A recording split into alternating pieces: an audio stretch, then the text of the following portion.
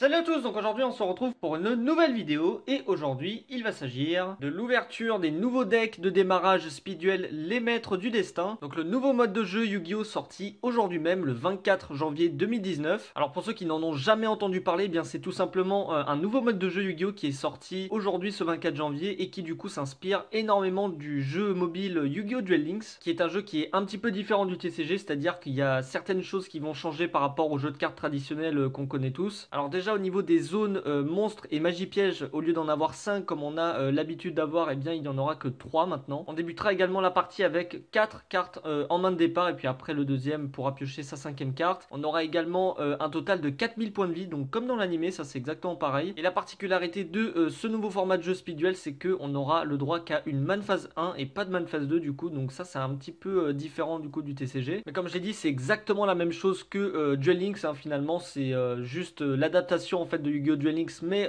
en format jeu de cartes physique. Alors qu'est-ce qu'on retrouvera d'ailleurs à l'intérieur de ces decks de démarrage? Et bien comme vous pouvez le voir sur le devant de la boîte, on aura le droit à 3 decks à l'intérieur, donc un deck de Yu-Gi, donc avec des cartes de l'animé principalement hein, pour les 3 decks, évidemment avec le magicien sombre et d'autres cartes très emblématiques de l'animé. Ensuite on aura également un deck de Pegasus avec le renoncé, les monstres Toon également, et donc pour terminer on aura également un deck Shizu avec les monstres protecteurs du tombeau qui seront disponibles à l'intérieur de cette boîte. Donc sur ce, j'ai vraiment très hâte de vous faire découvrir ces nouveaux decks Speed Duel qu'on a d'ailleurs pu tester récemment chez Konami avec les collègues Alex Yuki, Jean-Tony et Lamal Crasher. D'ailleurs, je vous invite à aller voir leur chaîne si vous ne les connaissez pas, je vous les mettrai dans la description directement. Et je précise également que j'ai le deuxième deck qui est sorti le même jour que ce deck Speed Duel. Donc pour ceux que ça intéresse, la vidéo de déballage de ces decks de démarrage arrive également très prochainement. Donc restez connectés. On va regarder un petit peu le dos de ce deck ensemble. Donc voilà la liste complète des cartes qu'on retrouve à l'intérieur de cette boîte. Donc juste ici on a la liste complète des cartes qu'on retrouve dans le deck de Yami Yugi. Juste ici les cartes de Pegasus et ici du coup les cartes de Shizu. Très sympa. Donc à l'intérieur de cette boîte on retrouvera 3 decks comme je disais tout à l'heure, avec du coup 60 cartes communes, 3 cartes ultra rares variantes, 9 cartes compétences. Alors oui, ça c'est des nouvelles cartes qu'on retrouve à l'intérieur qui permettent en gros d'être utilisées pendant la partie. En fait vous pouvez les poser directement sur votre terrain en tout début du duel et vous les activez quand la compétence vous permet d'activer hein, tout simplement. De toute manière on va voir ça tout à l'heure. Donc ensuite on a un tapis de jeu de luxe bien sûr avec un guide du duel pour vous aider à jouer directement au speed duel. Donc voilà pour ce qui est du contenu de cette boîte. Donc d'ailleurs elle est juste magnifique, très stylée avec les 3 personnages phares de l'anime original Yu-Gi-Oh! Franchement magnifique. Et sur ce on est parti, on va s'ouvrir tout de suite ces decks de démarrage speed duel, les maîtres du destin. Hop, donc déjà dans un premier temps on a le premier deck qui est disponible juste ici. Waouh, et d'ailleurs ils ont mis ça dans une petite boîte en carton comme ça, c'est assez stylé. Donc on va découvrir ça dans quelques instants, je vous sors le reste directement de la boîte. Tac, donc juste ici on a le tapis de jeu du coup qu'on va également se déplier tout à l'heure. Hop, et donc là juste ici on a les cartes variantes, ouais c'est ça, donc les cartes qui sont disponibles en ultra rare dans ce deck.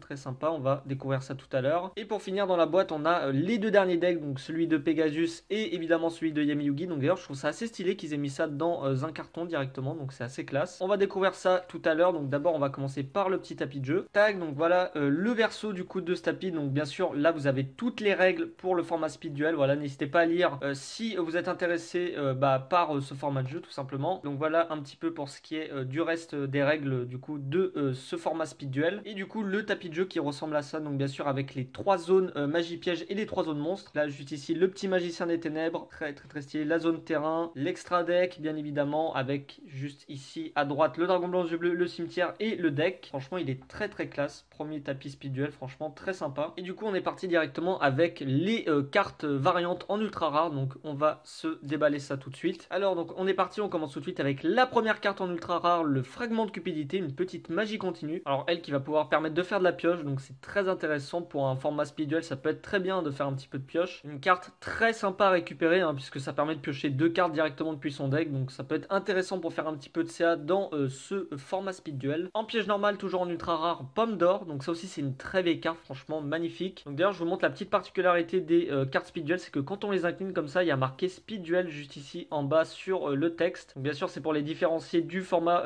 traditionnel, hein, le format TCG qu'on connaît tous. Ok, donc une petite piège normale en ultra, c'est très sympa. Et donc pour terminer en magie, Doppelganger le mimétique en magie normale. Ok, une petite carte assez sympa aussi en ultra. Donc elle en gros son effet, si on contrôle le monde des toons et un monstre toon, on peut cibler une carte dans le cimetière de notre adversaire. Si c'est un monstre, on l'invoque spécialement sur notre terrain et si c'est une magie piège, on la pose sur notre terrain. On peut utiliser cet effet qu'une fois par tour. Franchement c'est juste excellent, c'est une carte très intéressante à jouer notamment dans le deck de Pegasus qu'on va voir tout à l'heure. Hop, donc sur ce, on est parti, on va découvrir tout de suite ce qu'on retrouve à l'intérieur de ce deck de Yami Yugi. On commence tout de suite avec la première carte compétence de cette ouverture, le pouvoir des ténèbres. Une carte qui permet du coup de rajouter 200 d'attaque et de défense à vos monstres démons et de faire perdre 200 d'attaque et défense aux monstres elfes sur le terrain. Bon, c'est clairement pas la meilleure carte compétence de ce deck, mais bon, en tout cas, elle est assez fun à jouer pour ce format speed duel. On enchaîne tout de suite avec la carte compétence suivante, la pioche de la destinée. Ça, c'est la meilleure, je crois, à jouer dans le deck. Alors, elle, en gros, elle permet, lorsque vous prenez au moins 2000 points de vie, eh bien d'aller chercher n'importe quelle carte depuis votre deck à votre main durant votre prochaine draw phase, au lieu de piocher, tout simplement. Et ce qui est bien, c'est qu'on peut la retourner juste après, donc ça veut dire que vous pourrez la réutiliser si vous reprenez 2000 points de vie. Bon, après, l'inconvénient, c'est qu'il n'y a que 4000 points de vie dans le format speed duel, donc bon, c'est pas forcément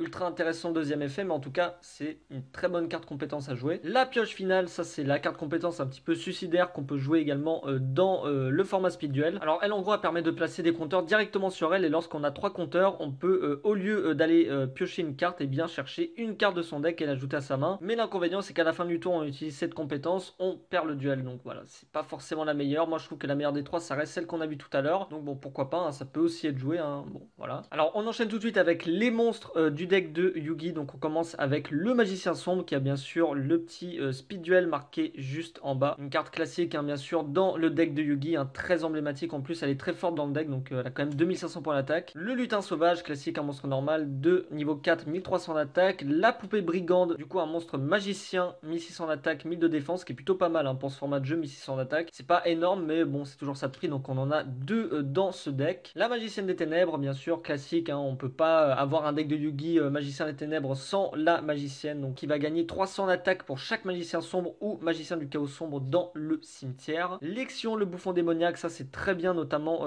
dans ce deck. Son premier effet est pas forcément le plus utilisé, mais le second est assez bien, puisque lorsqu'il est envoyé au cimetière, on pourra ajouter un monstre normal, magicien, depuis son deck ou le cimetière à la main, et on peut utiliser cet effet qu'une fois par tour. Donc c'est très fort, hein, ça permet d'aller tuto un petit peu toutes les cartes, on va dire, à peu près intéressantes de ce deck. Donc on en a deux à l'intérieur, donc il a 1300 d'attaque et 1005 de def. Le verso mystique, alors lui il a un effet flip, on peut révéler toutes les cartes face verso sur le terrain, les effets flip ne sont pas activés, puis renvoyer-les dans leur position d'origine. Alors ça c'est pas exceptionnel malheureusement, mais bon voilà, ça reste quand même un monstre assez sympa pour le deck de Yugi. Ensuite on a le double coston. Alors lui ce qui est intéressant c'est qu'il peut être traité comme deux sacrifices pour l'invocation d'un monstre ténèbres. Donc vous l'aurez compris, avec le magicien sombre c'est plutôt intéressant, donc il a quand même 1700 d'attaque et 1650 de def. L'invocateur dragon bleu, petit monstre de niveau 4, magicien. Si cette carte est envoyée depuis le terrain au cimetière, vous pouvez ajouter un monstre normal, dragon, guerrier ou magicien depuis le deck à la main. Ça bien sûr c'est assez intéressant, ça permet d'aller chercher un petit peu ce qu'on veut dans le deck, donc c'est plutôt pas mal. Ensuite on passe aux magies, donc on commence avec les 1000 couteaux, la carte magie normale qui permet, lorsqu'on contrôle le magicien sombre, de cibler un monstre contrôlé par l'adversaire et le détruire. C'est simple, c'est efficace, c'est très fort également dans le deck. La pierre de sagesse, encore une magie normale qui permet, lorsqu'on contrôle la magicienne des ténèbres, et bien d'invoquer spécialement le magicien sombre depuis la main ou le deck. Donc c'est assez intéressant pour ce format de jeu speed duel, hein, ça permet d'avoir des gros monstres sur le terrain. Une autre carte intéressante du coup pour ce deck, l'attaque de magie noire qui permet, lorsqu'on contrôle le magicien sombre, de détruire toutes les MP de l'adversaire. Donc ça bien sûr ça vous donne un avantage énorme hein, dans le format speed duel, puisque bon, l'adversaire va beaucoup compter sur ses magies pièges hein, pour pouvoir jouer. Donc cette carte là est franchement très intéressante dans le deck. Toujours en magie normale, le Ryuryu, ça c'est pas mal, ça permet de passer au-dessus des gros monstres de l'adversaire, donc à jouer également dans le deck, ça permet de faire aussi des petits OTK. On enchaîne tout de suite avec la poupée de sacrifice, encore une magie qui permet de sacrifier un monstre et d'invoquer spécialement un monstre de niveau 7 depuis notre main, qui est invocable normalement ou posable. Donc bien sûr avec son effet vous pourrez invoquer le magicien sombre un peu plus facilement pendant la partie hein, tout simplement. Ensuite on a la baguette magique, petite magie d'équipement qui permet de rajouter 500 d'attaque à un monstre magicien, et on peut l'envoyer au cimetière avec la carte pour piocher 2 cartes. Donc c'est très intéressant pour si jamais on n'a pas grand chose sur notre terrain, ça peut être assez bien joué. On passe tout de suite aux cartes pièges. On commence avec l'épée de la force de la lumière en piège normal qui permet de bannir face verso une carte au hasard depuis la main d'adversaire, et durant la 4ème standby phase après l'activation action, on la renvoie dans sa main. Bon, ça peut être pas mal pour justement empêcher l'adversaire d'avoir trop de cartes en main. Bon voilà, en plus il la récupérera dans assez longtemps. Le cercle du magicien, classique pour invoquer un monstre magicien avec maximum 2000 d'attaque depuis son deck en position d'attaque, donc ça peut être intéressant aussi à jouer dans ce deck. Le brouilleur magique en contre-piège qui permet du coup lorsqu'une carte magie est activée de défausser une carte et annuler l'activation. Donc ça peut être très efficace si l'adversaire compte beaucoup sur ses magies, hein, notamment polymérisation ou d'autres cartes comme ça qui sont disponibles également dans ses decks. Ok, donc c'est plutôt sympa. Et du coup pour terminer, les 7 outils du bandit en contre-piège pour negate une piège en payant 1000 points de vie, donc c'est très fort également. Sur ce, c'était tout pour la présentation de ce deck Yu-Gi. On passe tout de suite au deck de Maximilien Pegasus, donc pas mal de bonnes cartes aussi à récupérer à l'intérieur, que ce soit des toons ou même le renoncer. Hop, donc on est parti, on va découvrir tout de suite les cartes de Pegasus. Donc on commence avec la première carte, compétence du coup de ce deck. Dans le monde des toons, alors ça c'est une carte très intéressante qui permet en gros d'activer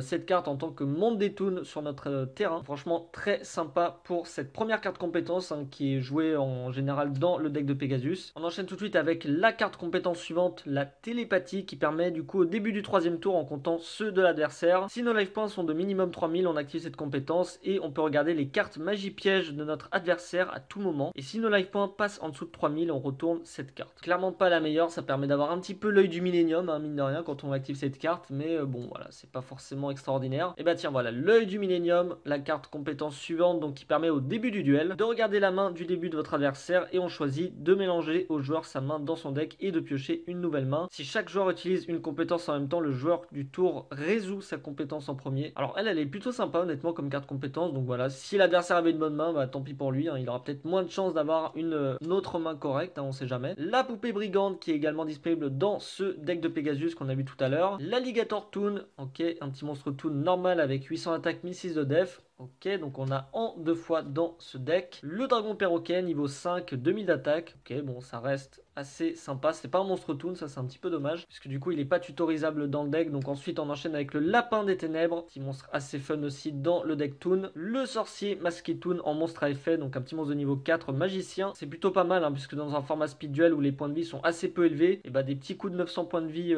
dans la face, ça peut faire assez mal si on cumule les attaques. Donc il est disponible en 2 fois dans ce deck. La sirène toon, encore une petite carte pour le deck toon, donc je vous laisse lire son effet bien sûr si ça vous intéresse. Petit monstre avec 1400 d'attaque, 1005 de def, donc d'ailleurs toujours le petit logo speed duel sur le texte, elles ont toutes ce petit logo là, hein, sur leur carte. Le crâne invoqué toon, ça c'est très bien puisqu'il a 2005 d'attaque, donc ça peut être intéressant à jouer dans le deck. Encore une fois je vous laisse son effet, tac, donc voilà, très intéressante à jouer dans le deck de Pegasus. Le renoncer, ça c'est très bien, franchement c'est une carte très intéressante qui permet en gros de prendre le contrôle d'un monstre et de l'équiper à cette carte, et du coup son attaque défense va être égale à l'attaque défense du monstre qu'on a équipé avec son effet, et en plus elle a un effet de protection avec l'équipement, donc franchement c'est très intéressant, très bonne carte à récupérer. La magie de rituel pour l'invoquer tout simplement, ça aussi bien sûr à jouer si vous voulez jouer le renoncer. La table des matières toon pour ajouter une carte toon depuis le deck à la main, donc bien sûr très intéressante à jouer dans le deck, à récupérer si vous voulez jouer le deck de Pegasus. Rembobinage toon, ok, une petite magie normale qui permet de cibler un toon qu'on contrôle et durant chaque battle phase il peut faire une seconde attaque. Et bah pour des OTK ça peut être assez intéressant, voilà, puisque les points de vie comme je disais tout à l'heure sont assez peu élevés, donc c'est le genre de carte qui peut être sympa à jouer. Le monde des toons classique à jouer bien sûr dans le deck en payant 1000 points de vie pour l'activer, donc ça c'est une carte indispensable à jouer dans le deck qu'il faut jouer x2, hein, je pense, surtout si vous jouez pas la